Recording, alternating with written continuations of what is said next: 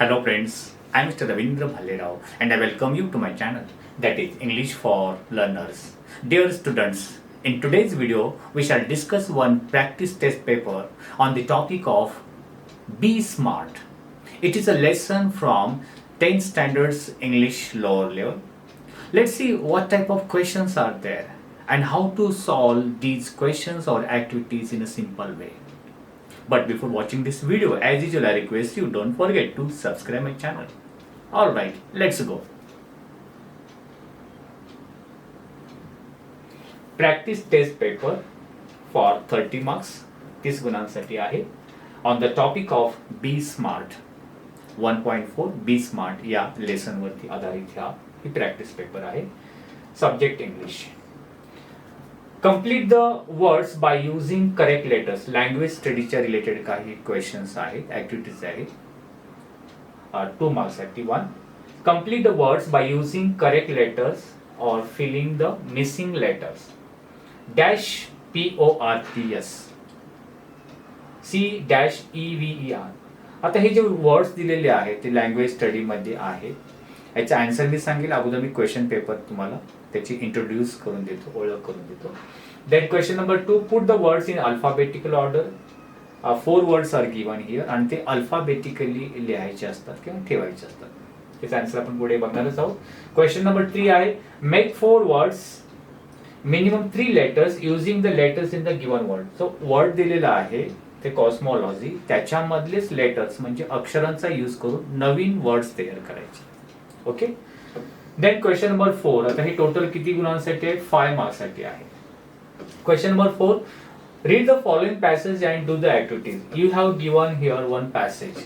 बी smart या lesson मधून एक पॅसेज दिलेला आहे आणि त्या पॅसेजच्या रिलेटेड इथे क्वेश्चन्स किंवा ऍक्टिव्हिटीज दिलेल्या आहेत. आता ऑलरेडी तुम्ही हा शिकलेला आहात लेसन. आता पॅसेज तुम्हाला एक्सप्लेन करून द्यायला वेळ नाहीये. ओके, आपल्याला खूप वेळ लागेल, परंतु तुम्ही हा बी स्मार्ट हा लेसन टोटली एकदम सिंपल वे मराठीमध्ये एक्सप्लेनेशन केलेली लेसन वरती एक व्हिडिओ बनवलेला आहे. तो तुम्ही निश्चितपणे बघा, म्हणजे हा पॅसेजचा मिनिंग तुम्हाला व्यवस्थितपणे समजेल की स्मार्टचा मिनिंग काय आहे, त्याच्यामध्ये काय सांगितलेलं आहे. ओके, आता आपण डायरेक्ट ऍक्टिव्हिटीज बघूया. A1, say whether the following statements are true or false. 4 sentences are given. इथे 2 सेंटेन्स दिलेले आहेत. ते सेंटेन्सेस ट्रू और फॉल्स, चूक की बरोबर. ट्रू म्हणजे सत्य, फॉल्स म्हणजे असत्य किंवा चूक. Okay. Then number 2, choose the correct alternatives. तुम्हाला ब्रॅकेट मध्ये वर्ड्स, पर्यायी वर्ड दिलेले आहेत, त्यांचा त्यापैकी एकाचा यूज करून you have to complete the sentence. वाक्य पूर्ण करायचं आहे. Okay. It will help dash dash focus and accountability. आता हे हा पॅसेज तुम्ही केअरफुली रीड केल्यानंतर याचे या ऍक्टिव्हिटीज तुम्ही सहजपणे सोडवू शकता. ठीक आहे. त्याच्यानंतर A3 आपण बघूया. A3 जे तुम्हाला वर्डच्या रिलेटेड असतो. आन्सर A2 2 मार्क्स साठी आहे. What do spark imagination and encourage. What do spark imagination, आणि ते कशा प्रकारे तुम्हाला एनकरेज करतं, प्रोत्साहित करतं. A3 व्होकॅब्युलरी बेस्ड ऍक्टिव्हिटी आहे. Write from the past passage the words that end with ed. त्या पॅसेज मध्ये अशी क्रियापद लिहा, कमीत कमी 4, की ज्याचा एंड ed, जसं प्ले, प्लेड, टॉक्ड, फिनिश्ड, जसं एंडिंगला ed असेल, असे तुम्ही वर्ड शोधून लिहायचे आहे. Number 2, write opposite of the following words. खालील शब्दांचे अपोजिट वर्ड्स लिहा किंवा अँटोनिम्स त्याला म्हटलं जातं. अनरिअलिस्टिक, त्याच्या अपोजिट काय? राईट, राईटचं रॉंग ते किंवा फॉल्स लिहू शकता पण पॅसेज मधून. ग्रामर बेस्ड क्वेश्चन्स आहे. 1 sentence is given. We take the next step. या सेंटेन्स चेंज डिवाइस करायचं आहे. Okay. Next sentence, life is something like a trumpet, change into past tense. हे पास्ट टेन्स मध्ये बघा, simple present tense simple past मध्ये change करा. Personal response, what do you think a person who would not achieve his goals. एखादी व्यक्ती जी त्यांचे goal achieve करू शकत नाही, त्या व्यक्तीबद्दल तुम्ही काय विचार करता. ओके. मग हा पॅसेजवरची ऍक्टिव्हिटीज. त्यानंतर read the following passage and do the activity. 1 more unseen passage is given. एक अनसीन पॅसेज दिलाय, तो 10 मार्क्स. Language study 5 marks. आता सीन पॅसेज 5 मार्क्स, 10 मार्क्स, 15 झाले आणि अनसीन 10 मार्क्स साठी आहे. आता अनसीन पॅसेज तुम्हाला थोडा एक्सप्लेन करून देतो, त्याच्यानंतर आपण ऍक्टिव्हिटीज बघूया. श्रीमंत was a labourer in the stone queries at Turbhe in Navi Mumbai. Navi Mumbai येथील तुर्भे या ठिकाणी श्रीमंत नावाची व्यक्ती, एक लेबरर म्हणजे आपण लेबर वर्कर, बेगरचं काम, काय बोलतो आपण त्याला, श्रमिक जे आपण कन्स्ट्रक्शन लाईनवरती काम करतात, लेबर्स म्हणून तो काम करीत होता. स्टोन क्वेरीज होती म्हणजे जी खडी मशीन असते, खडी तयार होते त्या ठिकाणी. ही हॅड अ सन, त्याला एक मुलगा होता, त्याचं नाव होतं शेखर, हु वॉज ब्लाइंड फ्रॉम बर्थ, पण तो जन्मापासूनच ब्लाइंड होता म्हणजे आंधळा होता. His father had never let him out of the house for he was afraid of his safety. त्याने त्याच्या मुलाला कधीच घराच्या बाहेर काढलं नाही, कारण तो घाबरत होता वडील की बाहेर गेल्यानंतर त्याच्या सुरक्षितेचं काय आहे, मी कामाला गेल्यानंतर तो एक तर त्याला दिसत नाही. सो ही वॉज अफ्रेड, त्यामुळे तर घराच्या बाहेर त्यांनी कधीच काढलं नाही. वन डे, एक दिवस काय झालं, वेन शेखर वॉज 12, शेखर असा करत 12 वर्षाचा झाला.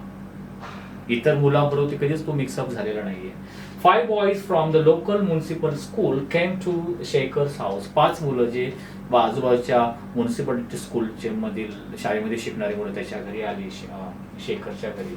दे were doing a survey of children who did not go to school. ते एक सर्वे करीत होते, कशाचा, की जी मुलं शाळेत जात नाही असे मुलं ते शोधत होते. They were shocked to know that Shekhar had never stepped out of his house since his birth. आणि त्यांना खूप आश्चर्याचा धक्का बसला की 12 वर्षाचा आता तो झालेला आहे आणि तो तेव्हापासून तो घराच्या बाहेर कधी गेलाच नाहीये आणि शाळा तर दूरची गोष्ट. मुलं शॉक झाली. The boys were members of an Aarambh project that tries to get children to be educated. आणि ती जी मुलं होती, 5 मुलं, ते एक आरंभ नावाचा जो प्रोजेक्ट आहे त्याचे ते मेंबर्स होते की ते कशासाठी काम करते, tries to get children to educated, की तो जो प्रोजेक्ट आहे किंवा ती जी संस्था आहे की मुलांना एज्युकेट करण्यासाठी, शिक्षित करण्यासाठी प्रयत्नशील होती. दे टोल्ड श्रीमंत, त्या मुलाच्या वडिलाला ते मुलं म्हणाली, श्रीमंत, that he should send his boy to school, की या मुलाला तुम्ही शाळेत पाठवायला पाहिजे. He did not like the idea, परंतु त्याच्या वडिलांना ही कल्पना आवडली नाहीये. He was a poor family, कारण तो गरीब होता, त्याचं कुटुंब गरीब होतं. They could not afford school fees, आणि त्याला असं वाटतं की आम्ही गरीब असल्यामुळे आम्ही शाळेची फी अफोर्ड करू शकत नाही, आम्हाला ती परवडणारी नाहीये. Also he was afraid to send his son into the outside world, आणि ते घाबरत पण होते की मुलाला बाहेरच्या जगामध्ये इतर मुलांबरोबर पाठवायला, एकतर तो आंधळा आहे, या अनेक गोष्टीमुळे. The boys visited Shekhar's for 3 months. अशा प्रकारे ती मुलं परत येत, असे 3 महिने गेले. नेहमी येऊन त्यांना कन्व्हिन्स करण्याचा प्रयत्न करीत होते. Every day they ask the father to send his son to school. दररोज येऊन ते त्या मुलाच्या वडिलांना बोलायचे की मुलाला शाळेत पाठवा म्हणून. They told him the school admission was free, आणि त्यांनी एवढं पण सांगितलं की शाळेचं ऍडमिशन आहे ते फ्री ऑफ चार्ज आहे, त्याला कुठली तुम्हाला फी द्यायची नाहीये. फ्रेंडली श्रीमंत ऍग्रीड. शेवटी तो श्रीमंत, तो मुलाचा शेखरचा तो वडील ऍग्री झाले, सहमत झाले. For 1 year Shekhar was giving special coaching at a night school, आणि 1 वर्ष नाईट स्कूलमध्ये त्या मुलाला स्पेशल कोचिंग देण्यात आलं, शिकवण्यात आलं. बाय रन बाय आरंभ, या आरंभ प्रोजेक्ट तर्फे, अकॅडमी तर्फे त्याला शिकवण्यात आलं नाईट स्कूलमध्ये. Then he went for admission test to Saint Mary's High School. त्यानंतर सेंट मॅरीज हायस्कूलमध्ये त्याला टाकण्यात आलं. The teacher decided to admit him to standard 2. त्याला डायरेक्ट स्टँडर्ड 2 मध्ये त्याला ऍडमिशन देण्यात आलं. ही इज सो क्लेवर, तो खूप हुशार आहे, सेज हिज फादर. त्याचे वडील आनंदाने हसत म्हणाले, I wish I had allowed him to learn right from the beginning. आणि त्याला त्याची चूक समजली आणि त्यांनी व्यक्त केली, काश मी सुरुवातीपासून त्याला शाळेत टाकलं असं बरं झालं असतं. So this is a very good passage. तुम्हाला अनसीन पॅसेज दिल्यानंतर तो केअरफुली रीड करायचा असतो आणि त्याचा अर्थ समजावून घ्यायचा असतो. ठीक आहे, आपण त्याच्या ऍक्टिव्हिटीज बघूया. A1, fill in the blanks and complete the following lines. The 5 boys who visited Shekhar's house were the members of an dash project. कोणत्या प्रोजेक्टचे ते मेंबर होते, इथे गेलेले ना, तुम्ही आपण डायरेक्ट पुढे आन्सर बघणार आहोत. सो अशा प्रकारची 4 सेंटेन्स दिलेले आहेत. You have to complete those 4 sentences, right. A2 आहे, put the sentence in a sequence of happening. क्रमाने लिहायचं, ऑर्डर म्हणजे पहिला क्रम काय झाला त्याच्यानंतर दुसरा क्रम, या अर्थाने जसं ABCD क्रम असतो. श्रीमंत did not like the idea. श्रीमंत त्या शेखरच्या वडील आहेत, त्यांना ही आयडिया कल्पना आवडली नाही. आणि दुसरं वाक्य आहे, Shekhar's father did not let Shekhar's go to school though he was 12. जरी तो 12 वर्ष झाले तरी त्यांनी मुलाला शाळेत पाठवलं नाही. मग ही घटना पहिली घडली की हा क्रम बघा कोणता येईल. त्यासाठी तुम्ही काय करायचं म्हणजे एक आयडिया आहे. हे जे वाक्य आलेले आहेत ना ते पॅसेजमध्ये कुठे नाव पहिला अंडरलाईन करून घ्या. आणि जेव्हा स्टार्टिंग पासून आपण बघतो जे फर्स्ट सेंटेन्स आपण अंडरलाईन केलं असेल ती पहिली क्रिया असेल, तेच फर्स्ट लिहायचं. त्याच्यानंतर जे नेक्स्ट असेल त्याच्या खाली या प्रकारे तुम्ही लिहू शकता. ठीक आहे. Third, 5 boys of Aram project visited Shekhar's house. जे 4 सेंटेन्स दिले ते रीड करा आणि ते रीड केल्यानंतर प्रत्येक सेंटेन्स जे आहे 4 सेंटेन्स तुम्ही पॅसेजमध्ये अंडरलाईन करा आणि मग बघा फर्स्ट सेंटेन्स अंडरलाईन केलं ते फर्स्ट लिहा, त्याच्यानंतर जे आलं असेल ते सेकंड लिहा, मग तुम्हाला क्रम तुम्हाला भेटेल बरोबर. ठीक आहे. A3 match the column A with column B. Allow याचा ओके याचा मिनिंग दिलेला आहे. अलावचा अर्थ काय होईल? अलाव म्हणजे परवानगी देणे. To be able to play for something, to let, feeling fear, to accept an idea. अलावचा अर्थ ऍग्री म्हणजे सहमत असणे, अफोर्ड, अफ्रेड. त्याचं उत्तर आपण पुढे बघणारच आहोत. ठीक आहे. ग्रामर बेस्ड क्वेश्चन्स आहेत. एक सेंटेन्स दिलेला आहे. For example, he went for an admission test to Saint Mary's High School. आता या सेंटेन्सचं काय करायचं? सेंट मेरीज हायस्कूल अंडरलाईन केलेलं आहे की तुम्हाला अशा प्रकारचा क्वेश्चन बनवायचं की ज्याचं उत्तर हे अंडरलाईन केलेला पार्ट असेल. जसं म्हटलं आहे, choose the correct WH question from the given alternative to get underline part आहे. असं मग तुम्हाला अल्टरनेटिव्ह किंवा पर्याय दिलेले आहेत. मग डब्ल्यूएच टाईप क्वेश्चन कसा बनवायचा याच्यावर मी एक सेपरेट व्हिडिओ बनवलेला, एक्सप्लेनेशन दिलेलं आहे व्यवस्थितपणे, ती तुम्ही बघा म्हणजे हा प्रश्न तुम्ही सहजपणे सोडवू शकता. ठीक आहे. Next sentence, he did not like the idea. Rewrite an affirmative sentence. Affirmative म्हणजे निगेटिव्ह आणि अफॉर्मेटिव्ह म्हणजे पॉझिटिव्ह सेंटेन्स, म्हणजे अर्थ न बदलता ते वाक्य बनवत असतं. ही इज नॉट हॅपी, तर affirmative he is unhappy. Not हॅपीच आपण काय केलं? अनहॅपी. अशा प्रकारचं वाक्य बनवतो ते affirmative. Personal response, how will you pursue म्हणजे एखाद्याचं मन वळवणे. तुम्ही कशा प्रकारे एखाद्याचं मन वळवाल? Your to poor neighbour to send his daughter school. तुमचा शेजारी जर गरीब आहे आणि त्याला त्याची मुलगी शाळेत जात नाही, तर शाळेत पाठवण्यासाठी तुम्ही हाऊ विल यू परस्यू हिम, त्याला कशा प्रकारे त्याचं कन्व्हिन्स करा. डायलॉग रायटिंगसाठी आहे A 1 मार्क्ससाठी असतो. हे सेंटेन्स दिलेले आहेत तुम्हाला योग्य क्रमाने लावायचे. Had I close the Windows. याच्यामध्ये एक सेंटेन्स 2 क्वेश्चन आणि 2 आन्सर्स असणार आहेत, ते प्रॉपर तुम्ही बघायचं.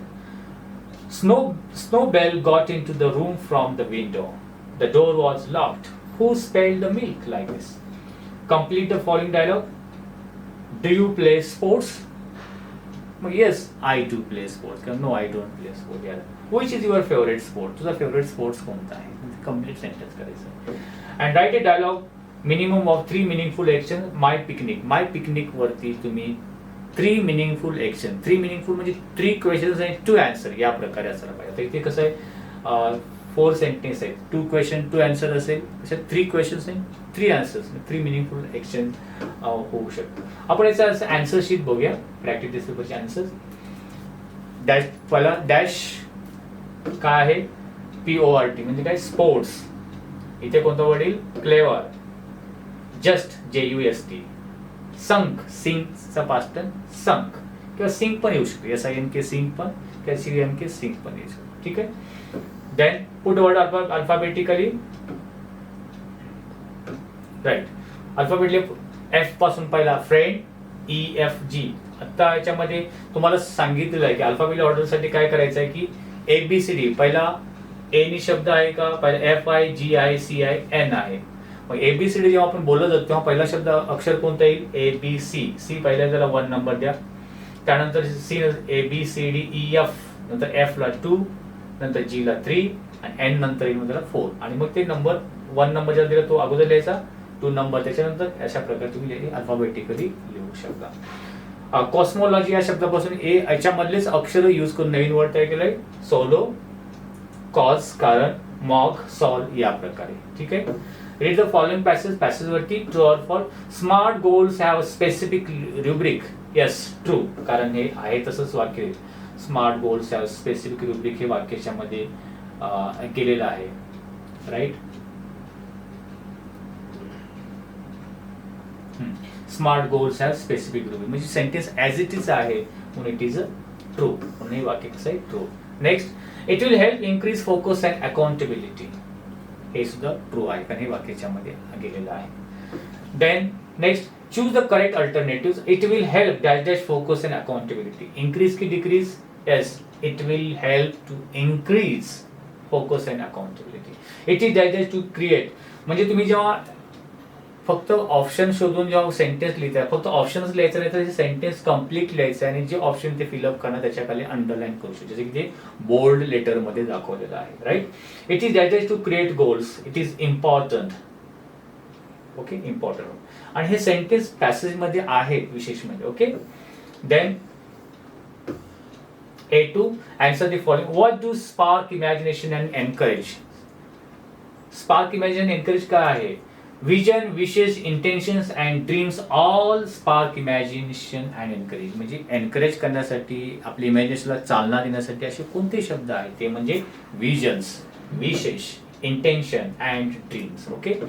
Vocabulary based, write from the passage verbs that end with ed, म्हणजे past tense दाखवणारे शब्द जसं की definite, defined, completed, शेवटी ed आहे, completed, designated, हे शब्द पॅसेज मध्ये गेलेले आहेत. मग पॅसेज मध्ये जेवढे शब्द गेले ते लिहायचे, मिनिमम 4 तर असायला पाहिजे. Write opposite words of unrealistic, त्याच्या विरुद्ध रिअलिस्टिक. राईटच्या opposite wrong. We take the next step, change device the subject we आहे, टेक वर्ब आहे, द नेक्स्ट ऑब्जेक्ट आहे, ऑब्जेक्ट पहिला गेला. The next steps present tense मध्ये आहे, next step is taken by us.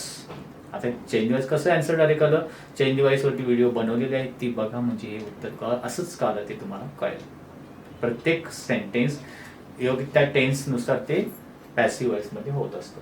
Life is something like a trumpet, change into past tense. Life is फक्त इजचं was करायचंय कारण सिंपल प्रेझेंट आहे, सिंपल पास्ट मध्ये. What do you think a person who would not achieve his goal?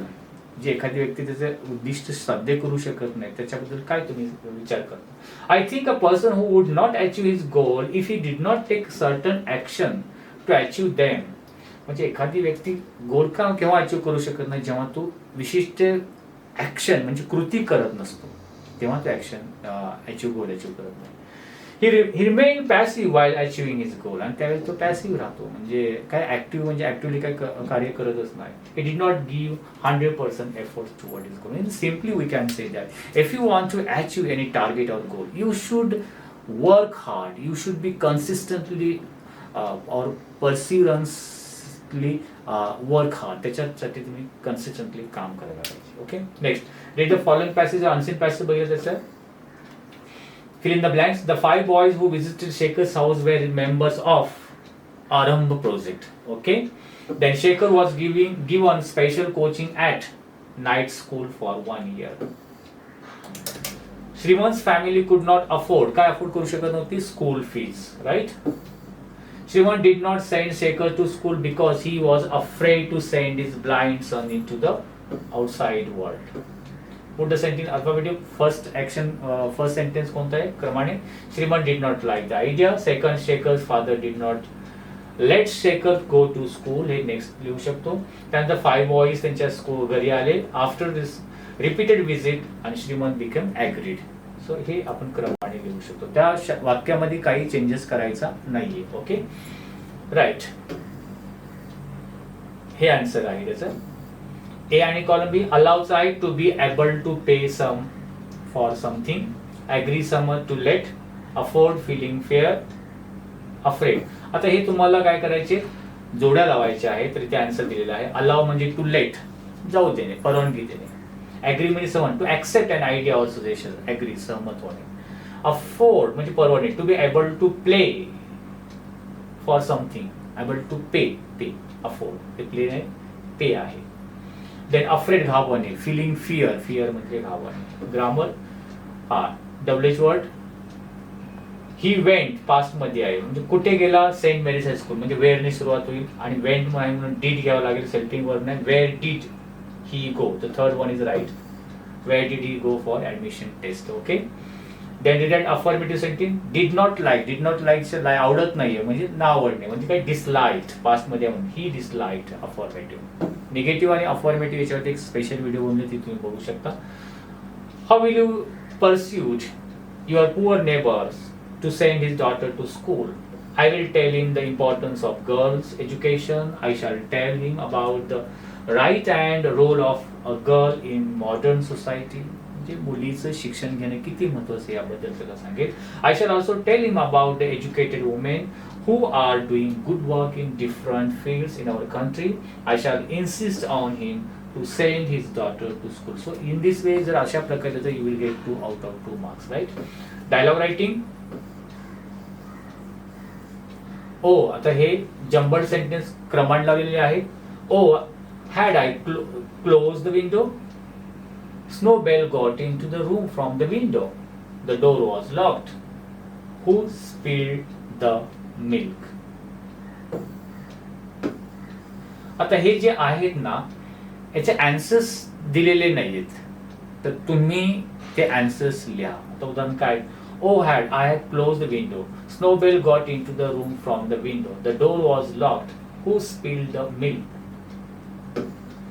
आता हे dialogue रायटिंगचे फक्त questions आहेत, तुम्ही आन्सर स्वतःहून लिहायचे आहेत. So friends, I hope you might have like this video. If you like it, please share it. If you have any suggestions for, you can write in comment box. Wish you good day. Take care. Thank you very much.